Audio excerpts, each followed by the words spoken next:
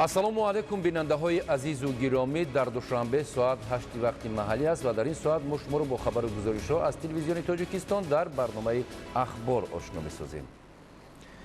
тибқи қарори раиси маҷлиси миллии маҷлиси олии ҷумҳурии тоҷикистон 27 декабри соли равон соати 10 дар шаҳри душанбе иҷлосияи 20 маҷлиси миллии маҷлиси олии ҷумҳурии тоҷикистон даъвати шашум баргузор мешавад.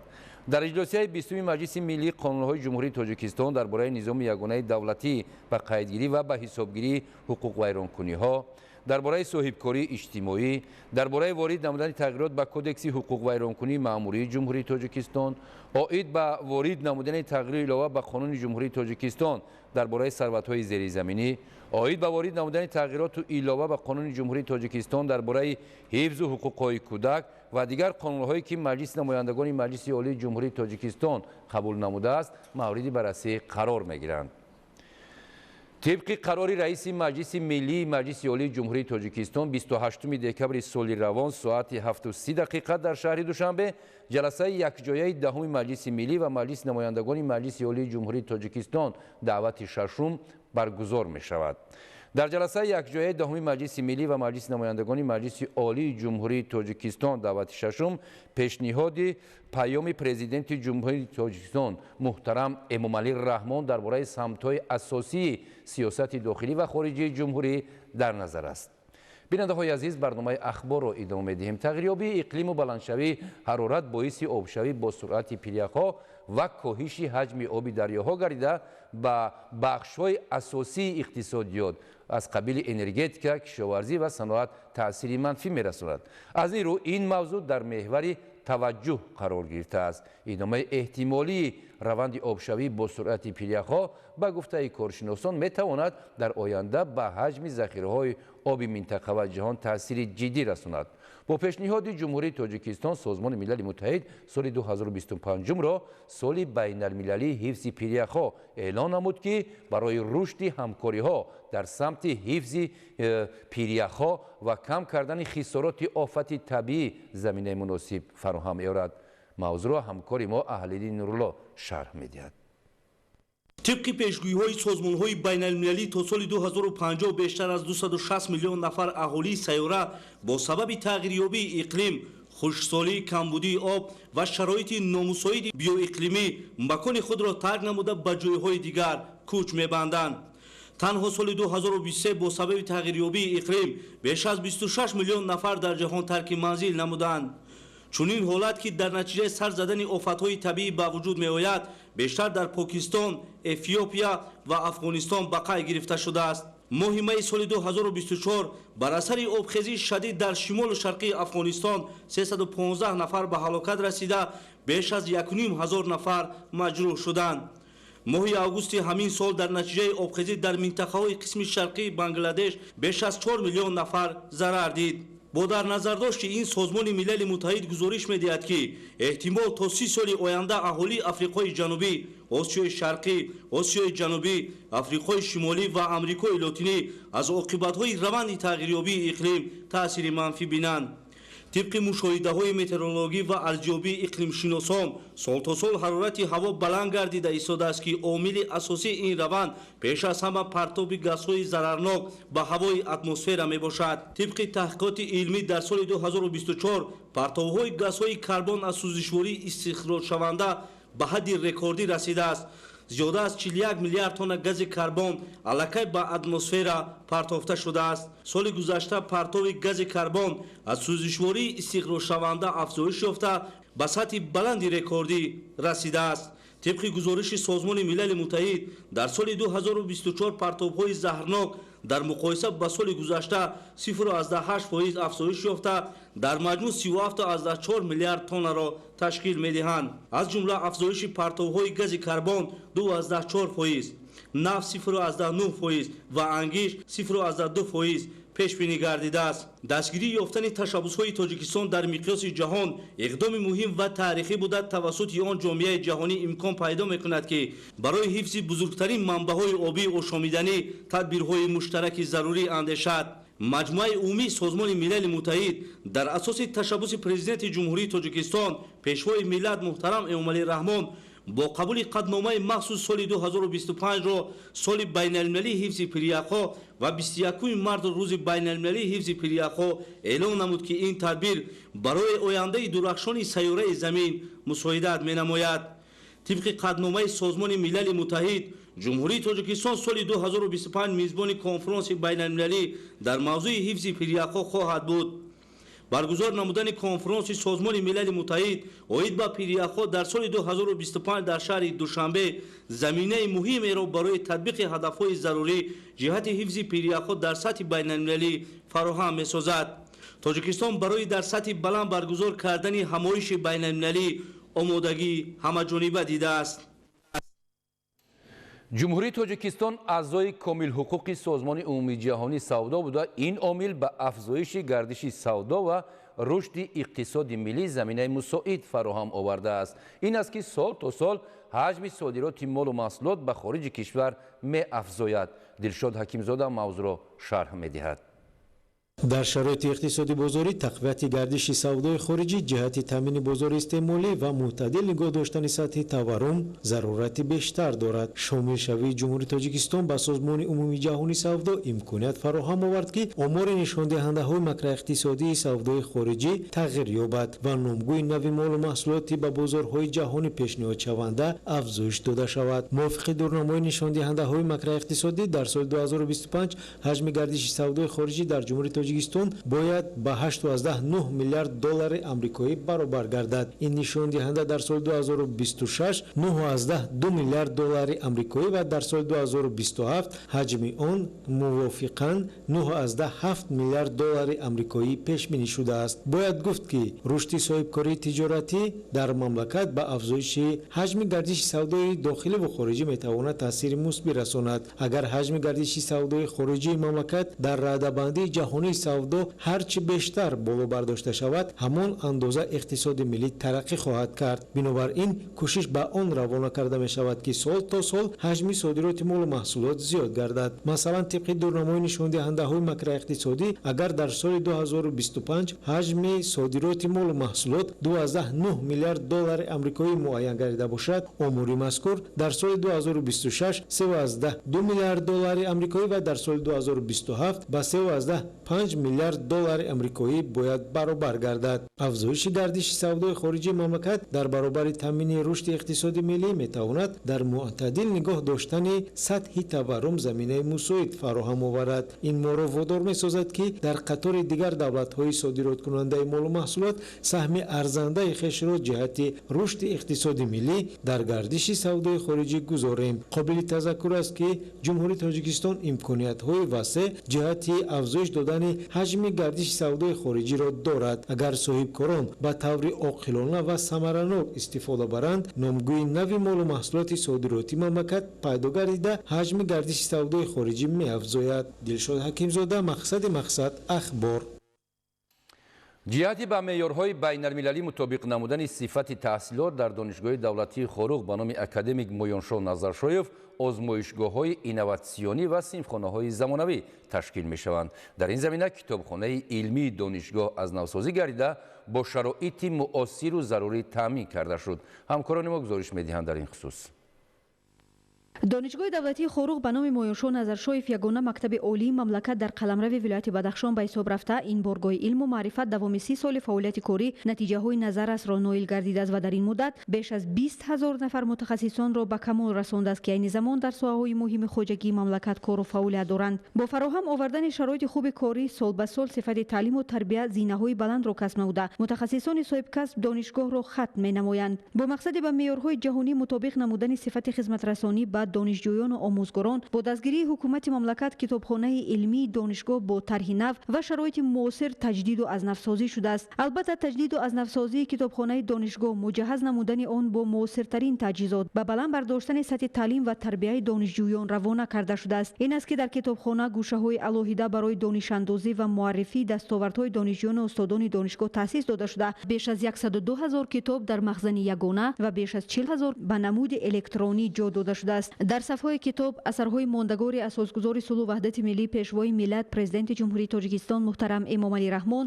ва гӯшаи паёмҳои ҳарсолаи сарвари давлат гирдоварӣ шуда, дар гӯшаи дигар дастовардҳои донишҷӯён ки дар озмунҳои ҷумҳуриявӣ ва олимпиадаву мусобиқаҳои варзишӣ соҳиби ҷойҳои намоён гардиданд пешниҳод карда шудааст. шароити таълиму тадрис, кушодашавии озмоишгоҳҳои муосири фаннӣ ва симфхонаҳои барҳавои дорои шароити муосир имрӯз дар донишгоҳ мавриди истифодабарӣ қарор дода шудааст ва баҳрабардории он аз тарафи донишҷӯён бо натиҷаҳои назаррас нишон дода шуда истодааст.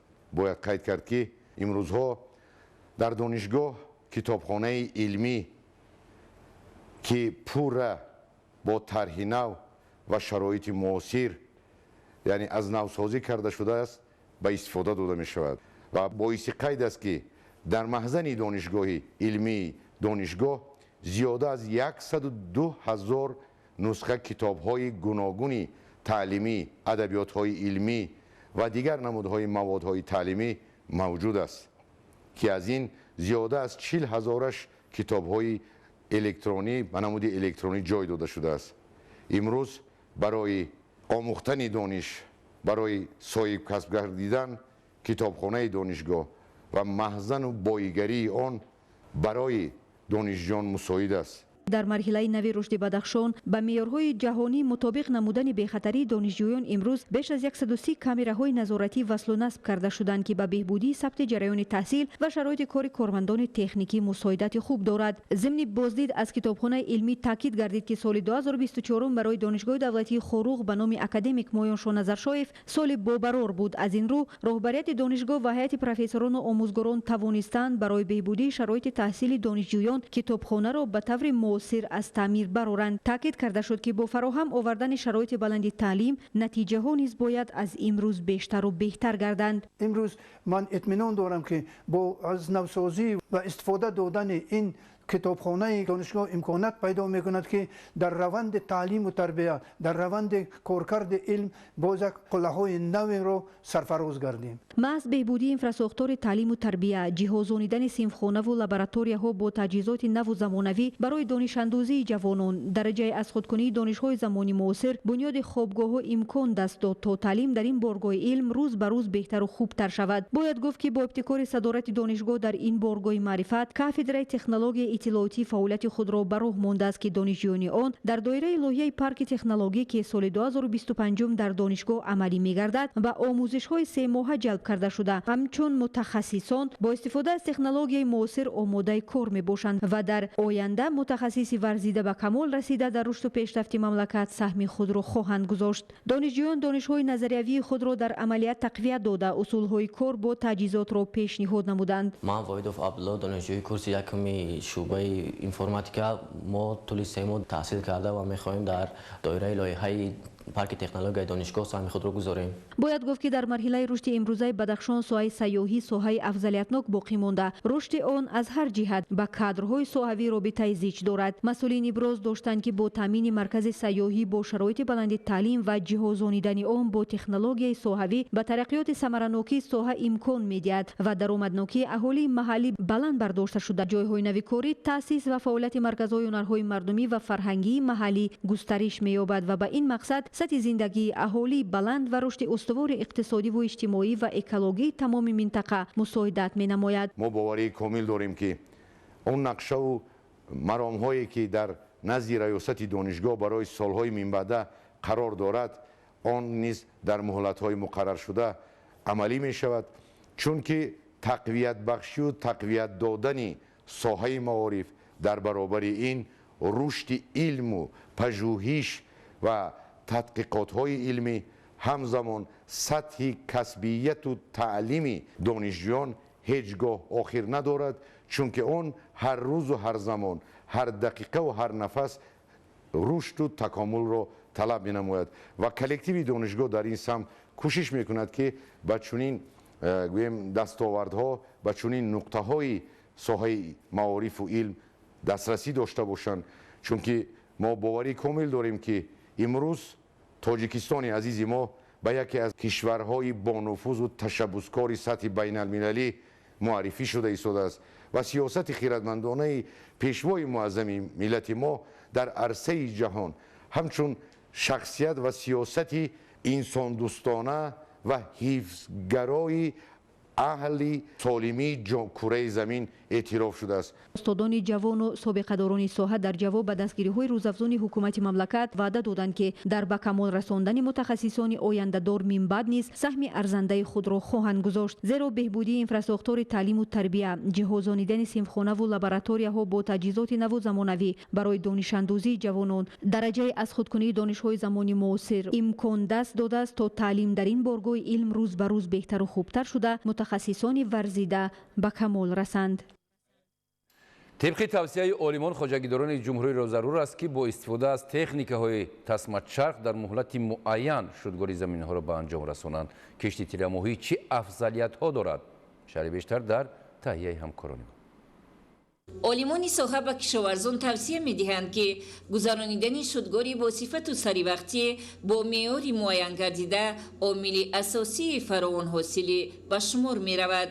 یکی از عامل‌های اساسی بلند برداشتن حاصلناکی زراعت و صفت محصولات این سری وقت گذراندن شدگار میباشد. در وقتش گذراندن شدگار با چقوری 35-40 سانتی متر اولا برای ذخیره کردن نمی، دوم برای نشونامای ریشه رستنی‌های روغن دهنده، غله‌دانگی‌ها، پخته و سبزیجات اهمیتی کلان دارد. اینچنین حشرات‌های زهررسان که در زمین تخم میمانند یا که زاچه‌هایی که آن در زمین میباشد، اینها در وقتی گذراندن شدگار تیره‌ماهی نیست نابود میگردد. با واسطه تکنیک‌های تسمه چرخ گذرانیدن شدگار در چقوری 35-40 سانتی متر در زمین‌های کارم آبی با فراوان حاصلی غله‌دانگی‌ها و دیگر زراعت‌های تکنیکی تأثیر رسانیده در برابر تأمین ذخیره نمی، همچنین دیگر حشرات‌های ضرررسان و تخمی علف‌های بیگانه را نیز از بین میبرد. همچنین توصیه داده می شود که گربیسیدهای سخت تاثیر گلیفوسات، استوم در زمین دادن در کار. تجربه ها نشان می‌دهد که اساساً شدگاری که بعد کشتی تیره‌ماهی هم تا فصل بهار هم گذرانده در فصل زمستان هم گذرانده میشد.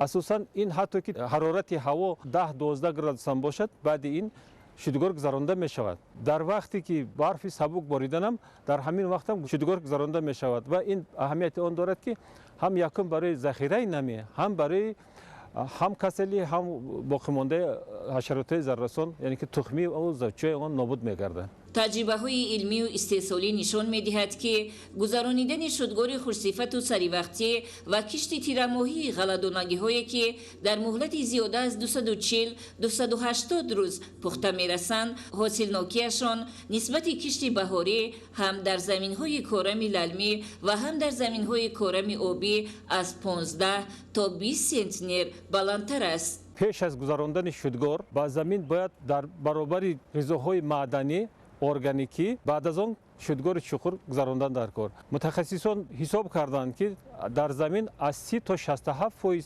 حاصل از تاثیر منفی علف‌های بیگانه نابود می‌گردد.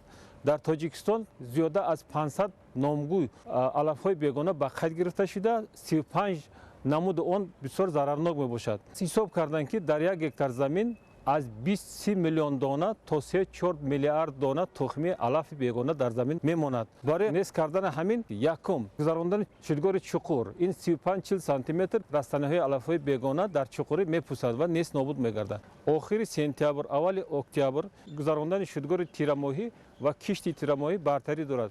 از چی حساب؟ یکم این زراعت‌های غله‌دانگی‌ها نشنمای پورا، یعنی که در بر میگیرد و حاصل پخته میرسد. این چنین صفتی حاصل نیست خوب میشود. همزمان با خط گرفتن در کار که کشتی بهاری نسبت به کشتی تیره‌ماهی در وقت کشتی بهاری یعنی که پنجرانی نمیشود و در خوشابندی نیست کم میشود. به همین خاطر وقتی نشنمای گندم کم میباشد و حاصل به همین خاطر کم میشود. کشتی بهاری از غله‌دانگی حاصلناکی حتی که در زمین‌های آبی باشد 15-20 سانتی متر کم می‌شود. بهاری در للمی باشد از اینم زیادتر کم میشود. برای کشتی تیرماهی برتری دارد. زمین‌هایی که شورناکیشان کمتر است هرچی زودتر باید از غوزه‌پایه تازه گردیده و در آنها شودگاری خوشصفت گذرانیده شود، زیرا این تدبیر میتواند زمینه گردد برای حاصل فراوان سال آینده. در شهر نویای ولایت سوق جهت زیاد کردن استحصال گوشت پرهیزی ماهی در برابر امکانیت کل آبانبارها با تشکیل خواجگی‌های ماهی پروری نشاندهنده‌های ساحه افزون می‌گردد. سال روان استحصال گوشت پرهیزی ماهی 832 تن را تشکیل داده است. گزارش محمود احمدزاده و دلشاد یوسفی. بنابر معلومات آماری مساحت کل دریا آبانبار در شهر و ناحیه‌های ولایت سوق 43177 گکتار را تشکیل داده. در اینجا اساساً ماهی‌های گرمه‌دوست زغار ماهی، امور سفید، پیشانه پهن و گل ماهی در شرایط طبیعی از حساب تکرار استحصال کننده انکشاف می‌یابند. با در نظر داشت تجربه‌های معاصر ساحه، تشکیل حوض‌های اینوواسیونی با اصول پرورش سوپرینتنسیوی برای استحصال گوشت ماهی سالهای آخر توجه خاصه روانه شده. حالا در شهر و ناحیه‌های باباجان، غفوروف، اشت، جبار، رسولوف، سپیتامین، کنیبادام، اسفره، عینی و پنجکین الحال 37 خواجگی به پرورش ماهی مشغولند. جهت زیاد نمودن حجم استحصال ماهی و رشد این ساحه مهم در زمینه جمعیت دارای مسئولیتش محدود رخشانه ناحیه اشت در مساحت زیاد از 70 گکتار زمین‌های غیر کشاورزی 22 حوض پرورش ماهی تشکیل نمودند. حالا در این حوض‌ها زیاده از 300,000 ماهی و مانند امور سفید، پیشانه پهن و زغار ماهی پرورش می‌یابد. در 10 ماه سال روان باشد با عملی نمودن تدبیرهای ضروری حجم استحصال گوشت ماهی در خواجگی به 360 تن رسانیده شد. خواجگی‌های ماهی پرور در ولایت سوق خیلی نتیجه خوب نایل گشته و 6 نمود ماهی‌های گوناگون به اهالی ولایت سوق دسترس گردیده است و امسال ما در ماه‌های ایون، اوگوست و ماه‌های سپتامبر به بحر تاجیک زیاده از 1 میلیون ملیک یعنی 3 نمود پرافتموی 1 میلیون زیاد ماهیچه مایده به خواجگی‌های جمهوری تقسیم نمودیم. در جمعیت دارای مسئولیت محدود کارپوراسیون ماهی تاجیک ناحیه جبار رسولوف نیز حوض‌های ماهی پروری اینوواسیونی با اصول پرورش سوپرینتنسیوی برای استحصال گوشت ماهی فعالیت برده ایستادند که امروز ثمره خود را در سمت تامین اجرای نشاندادهای برنامه‌ای داده ایستاده است. در ناحیه جبار رسولوف در مجموع در 3 موضع چنین حوض‌های ماهی پروری موجودند. در جمعیت دارای مسئولیت محدود کارپوراسیون ماهی تاجیک ناحیه جبار رسولوف برابر روند تقویت کار در یک سال استحصال زیاده از 20 تن گوشت ماهی با سال روان نوگانه در پرورش نوهای ماهی را عملی ساختند. این 21 تا حوض با جمعیت کارپوراسیون ماهی تاجیک در ناحیه جبار رسولوف تعلق دارد و ما 2 نمود ماهی را پرورش میکنیم. یکی فریل می باشد، دیگر خویاری می باشد که این خویاری اولین بار در تاجیکستان اپریل سال 2024 آوردیم و این در مدت 1 هفته برآمد و حاضر باشد 150 گرم می باشد. ما ماه اپریل سال 2024 همین اکره خویاری برآوردیم و در سالهای آینده ما نیز میبراریم از این اکره سیاهی که در تاجیکستان در جای اول می باشد. ما این ماهی را میبراریم.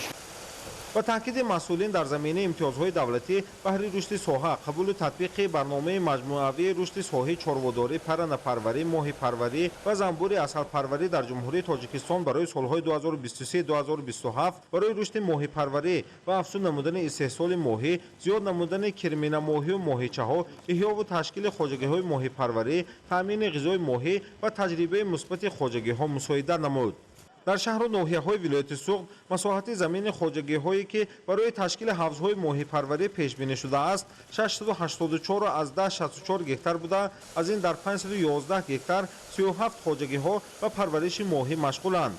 استحصال گوشت پرهیزی ماهی باشد در دوام 11 ماه سال روان 832 تن را تشکیل داده است. بیننده های عزیز، این بود برنامه اخبار. شما رو با خبر و گزارش های تازه از حیات امروز جمهوری و خارجی مملکت در نشرهای من بعد اخبار در جریان روز آشنا می سازیم. سلامت باشید تا بازدید.